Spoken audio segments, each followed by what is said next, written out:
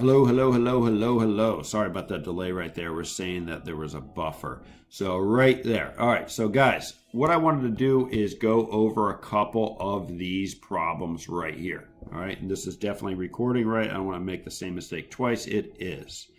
Okay, good. So right here, a couple people are asking still how you actually did inverses. So I just wanted to go and just make sure everyone understands this right here.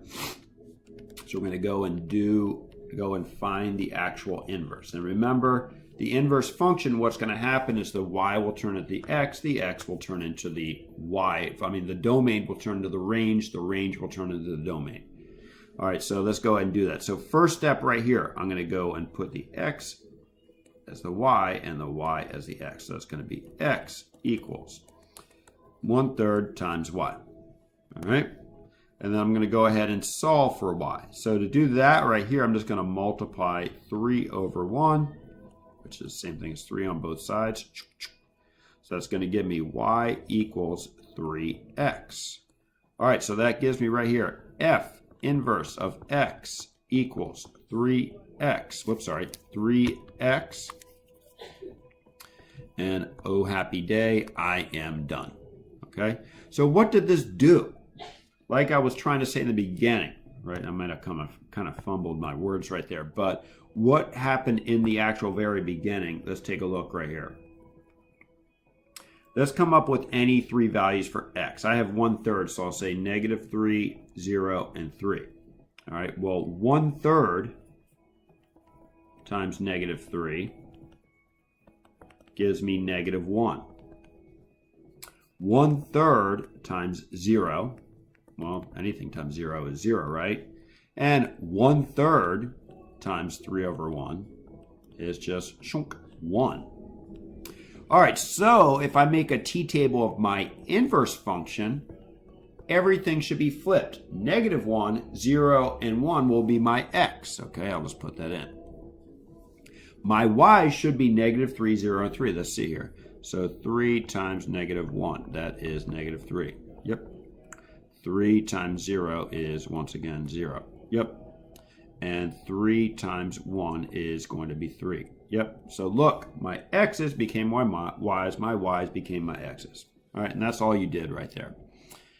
Okay, let's look at number 3 right here. Or actually, let's do number 4. I think that would be better. All right, looks like, as you can see, I did it, but I wasn't actually recording at the time. So let's erase and start from scratch. By the way, I hope everyone is doing well. I hope everyone's staying safe,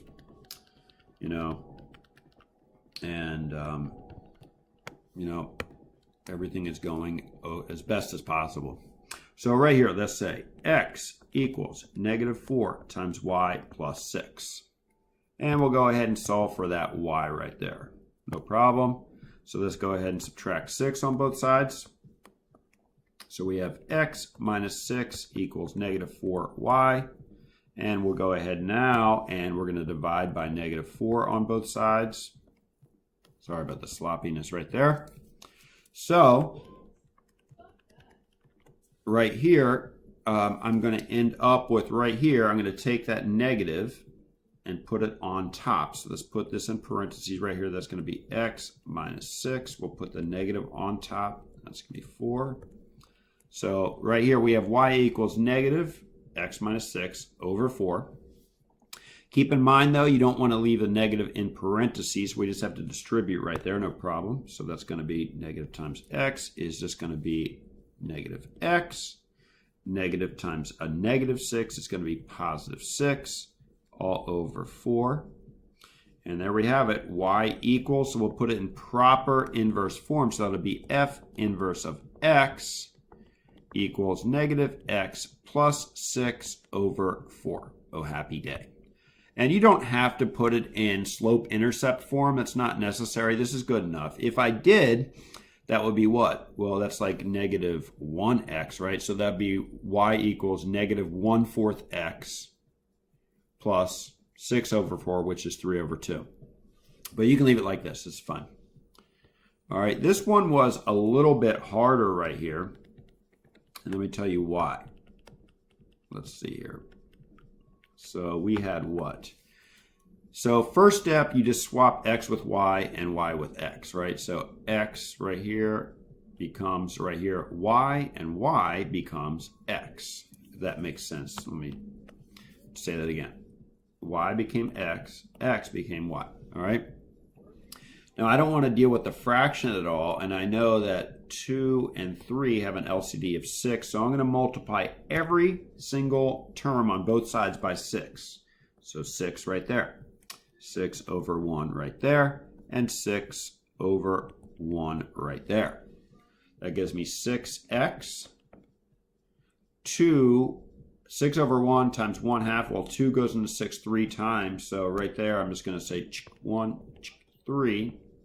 So 3 times 1 is just 3 over 1, right? And then 3 into 6 is just going to go right here twice. All right, -2 times 2 is -4, and don't forget the y. All right, sorry about the sloppiness there, but hopefully you understand what happened right there. All right, and no problem right here. So now right here we're solving for our new y, right? Okay, so first to solve for y, remember I would first subtract 3 on both sides. So I have right here 6x minus 3, and I'm going to move the -4y on the other side just so it makes more sense because that's what we're solving for. So I'm still solving for this y right here. All right, I'm going to go ahead, and I'm tired of this color right now. If you don't mind, I'm going to use another one. All right, I'm going to divide by -4 right here. So I'll divide the entire quantity right there by -4. That gives me y equals right here. Now right here, remember the negative, we need, if there's a negative there, we need to put it on the numerator. So that's going to be right there, negative parentheses 6x minus 3 all over 4. And that gives me y equals, if I distribute right there, -6x, negative times negative is +3 all over 4. So in proper inverse form, f inverse of x equals -6x plus 3 over 4. All right, so right there, those are like the more difficult problems right there. Number 6 wasn't bad at all. You just right here, of course, replace x with y and y with x, and then you take the square root of both sides. So just doing that real quick, x equals y squared plus 2.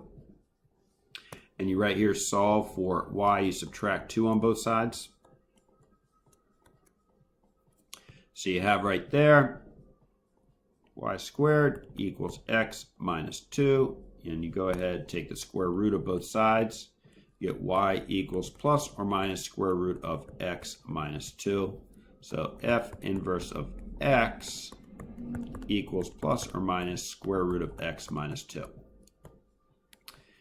All right, looking at the next set of problems that we have right here, it says verify that f and g, whoops, let me go down a little bit. Verify that f and g are inverse functions. Okay, this is 7, 8, 9, 10, and 11 to 12, right? Will be our next set right here. So right here, verify that f and g are indeed inverse functions. Let's go ahead and do just that. Now, how do we verify that they're inverses? Well, what the rule is to verify that they're inverses, doesn't look good right here. Let's try this one.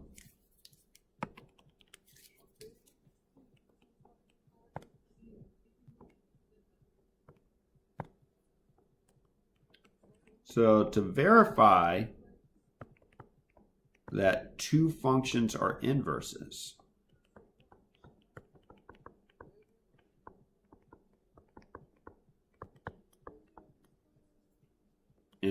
what you have to do is you have to take what's called the, remember we did last section, the composition. So we have to say f of g of x right there ends up equaling x, and g of f of x ends up being equaling x. You have to confirm, you have to prove that basically. All right, so let's do that for number 7. So let's try that for number 7. So let's see here. First of all, f of g of x. Remember we did this last week in class. That's f of, and g of x is right here, x minus 4. Okay?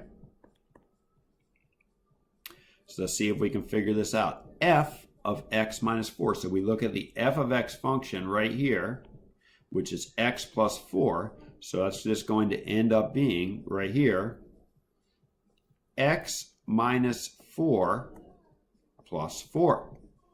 Okay? And then right here, we're going to go ahead and simplify right here. So that's going to be x minus 4 plus 4. And that will end up being x. So we confirmed that right here it equaled x. That's exactly what we just confirmed. Now we have to do the same thing. We have to figure out, does g of f of x also equal x? All right, so once again, let's try to do that. Let me change the thickness right here. So that's going to be right here. G of f of x, well, what was f of x? Is x plus 4. And now we're going to follow the g of x function. G of x plus 4. All right, well, g of x equals x minus 4. So right here, for this x right here, I'm going to plug in x plus 4. So that would be right there, x plus 4 minus 4. So remember, take the innermost function and put it in the outermost function. So f of x was x plus 4, right? And I put that into the outer function, which is x minus 4. So it'll be x plus 4 minus 4. And then we just simplify right there. So that'll be x plus 4 minus 4 is just going to equal x. So we confirmed it. Yes. So the answer is a good old-fashioned yes. Okay. I'll have more of this tomorrow. I don't want to give you too much at once. But right now, so I'll just assign right there. I just showed you 7. So I'll have you maybe just do a couple of these, maybe just 8 and 9. All right, for right now. And we'll talk more about this tomorrow. All right, hope everyone is doing okay. See you later.